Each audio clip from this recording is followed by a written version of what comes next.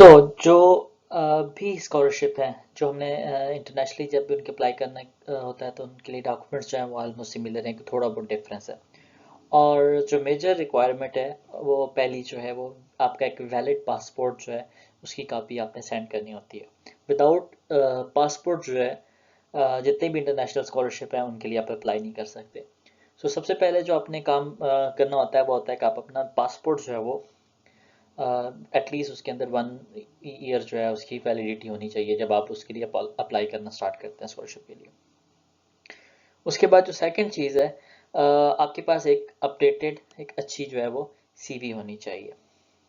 मैंने अक्सर लोगों के पास देखा है कि उनके पास वो उनकी प्रोफाइल बहुत अच्छी होती है, उनके ग्रेड्स बहुत अच्छे होते हैं, लेकिन उनकी जो सीवी होती है वो प्रॉपर जो है वो खुद नहीं या वो खुद नहीं बनाते। अगर खुद बनाते भी हैं तो उतनी एफर्ट नहीं करते। आपकी सीवी जो है वो बहुत अच्छी होनी चाहिए।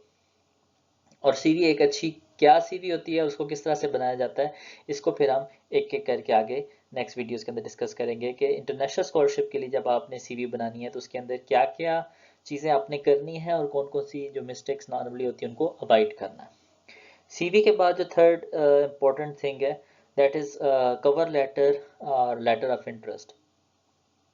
ये बेसिकली जब भी आप अप्लाई करते हैं स्कॉलरशिप के अंदर तो वहाँ पे आपने जिस तरह यहाँ पे हम एप्लीकेशन लिखते हैं तो इट्स काइंड ऑफ एप्लीकेशन कि जिसके अंदर आप रिक्वेस्ट कर रहे होते हैं या अपना ऑफर दे रहे होते हैं कि you want to join their lab या you want to join their research group, तो वो आपको रखें एंड देन क्यों रखें ये आपने इस लेटर के अंदर अपना एक्सप्लेन करना होता है कि आपको अगर वो पोजीशन देते हैं तो उसके उनको क्या फ़ायदा है, आपको तो फ़ायदा है, उनको क्या फ़ायदा है। तो जो कवर लेटर है, जो लेटर ऑफ इंटरेस्ट है, इसके अंदर बेसिकली आप उनको इंटरेस्ट शो करते हैं and then you try to convince them कि वो आपको रखें। ये भी हमने इंशाल्लाह जितने भी हम रिक्वायर्ड डॉक्यूमेंट्स हैं हम सारे एक एक करके अगली वीडियोस के अंदर एक एक करके डिस्कस करेंगे कि आपने ये कैसे प्रिपेयर करना है। लेकिन इस पे इतना टाइम नहीं लगता, सीवी आपकी it take just 2 to 3 hours और कवर लेटर भी एक दिन के अंदर बन जाता है। उसके बाद है रिकमेंडेशन लेटर या रेफरेंस लेटर।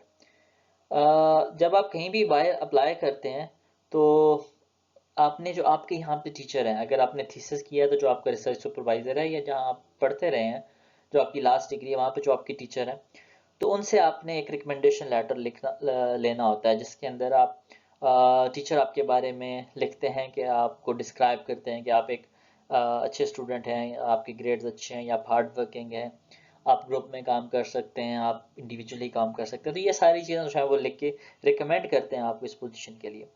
तो अगर आपके कोई रिलेशन बहुत ज़्यादा ख़राब ना हो, जो कि नाबली नहीं होते, तो मोस्टली आपको टीचर जो है वो रिकमेंडेशन लेटर या रेफरेंस लेटर दे देते हैं।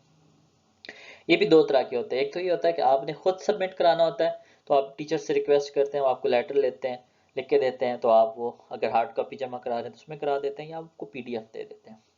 कुछ ऑर्गेनाइजेशन ऐसी हैं कि जो कहती हैं कि वो लिंक भेज देते हैं, आप उनको अप्लाई करते हैं तो वो डायरेक्ट टीचर की ईमेल पे लिंक भेज देते हैं और वो टीचर ने खुद से रिकमेंड करना होता है। तो it can be done in different ways. इसके बाद जो पांचवी चीज़ है that is research proposal.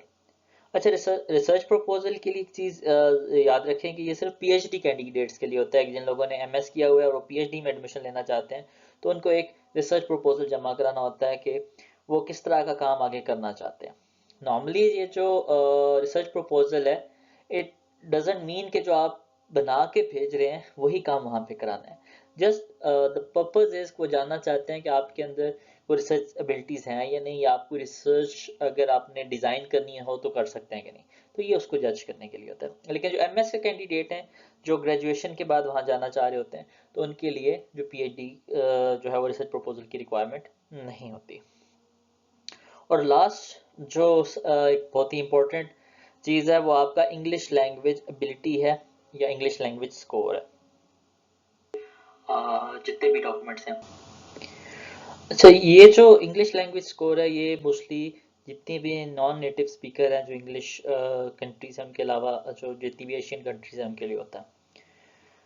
Depending on the university और जो स्कॉलरशिप है उनकी डिफरेंट रिक्वायरमेंट्स होती हैं। कुछ यूनिवर्सिटीज़ जिस ये उनकी रिक्वायरमेंट होती है कि आप अपनी यूनिवर्सिटी से लिखवा लें कि आपकी जो एजुकेशन है वो इंग्लिश के अंदर है, कि यूनिवर्सिटी के अंदर जो आपने बीएस किया या एमएस किया तो उसके लिए मोड ऑफ इंस्ट्रक्शन जो है वो इंग्लिश था।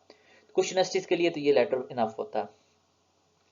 कुछ यूनिवर्सिटीज़ कहती हैं कि नहीं, आपने किसी इंटरनेशनल जो एजेंसी है उसके थ्रू आपने टेस्ट दिया और वो आपने क्लियर करना है। तो उसके अंदर आपके पास आइल्स है या टोफल है, इसके अलावा टोइक है, जैसे कोरिया जाता है वहाँ पे वो होता है। तो इनमें से आपको कोई एक टेस्ट जो है वो आपने देना होता है और पास करना होता है। और सबसे ज़्यादा हमारे यहाँ जो इशू होता है वो इसी टेस्ट का होता है, क्योंकि खास अगर आप आइल्स करते हैं तो ये थोड़ा सा एक्सपेंसिव होता है, तो हमारे यहाँ लोग उसको अवॉइड करते हैं। बट आई हाईली रिकमेंड कि आप आइल्स करें, क्योंकि अगर आप आइल्स नहीं होता तो मोस्टली जो स्कॉलरशिप होती है वो इतना अच्छा पे नहीं करती, वो आपको $500-600 पे करते हैं। बट अगर आपके पास आइल्स है तो विद सेम आप अपने क्रेडेंशियल जो है आप 1000 से ऊपर या 1500 से ऊपर डॉलर जो है वो मंथली जो है वो जो अच्छी स्कॉलरशिप है उसके थ्रू अर्न कर सकते हैं। तो ये एक वन टाइम जो है वो $200 या $150 जो भी है वो आपको इन्वेस्ट कर लेना चाहिए अपने आप पे। जैसा कि आप देख सकते हैं कि जस्ट ये मैंने जो आपको डॉक्यूमेंट्स बताए ये थोड़े से जस्ट 4-5 डॉक्यूमेंट्स हैं, और कोई ज़्यादा कम्प्लेक्स प्रोसीजर नहीं है। जैसे आपको ये कुछ डॉक्यूमेंट्स हैं, सीवी आपकी 2 घंटे में बन जाती है, आपका कवर लेटर 1 दिन में बन जाता है, रेफरेंस लेटर आपको टीचर ने देना है, रिसर्च प्रपोजल अगर आप पीएचडी के ले जा रहे हैं तो 3 से 4 दिन लग जाएंगे, और इंग्लिश लैंग्वेज स्कोर पे अगर आपने आर्ट्स देना है तो मे बी आपको 1 हफ्ता या 2 हफ्ता तैयारी करनी पड़ेगी। तो ये सारे डॉक्यूमेंट्स जो हैं वो आप 1 मंथ में प्रिपेयर कर सकते हैं, और इंक्लूडिंग पासपोर्ट, और आप एक अच्छा स्कॉलरशिप लेके बाहर जाके अपनी अच्छी डिग्री कर सकते हैं।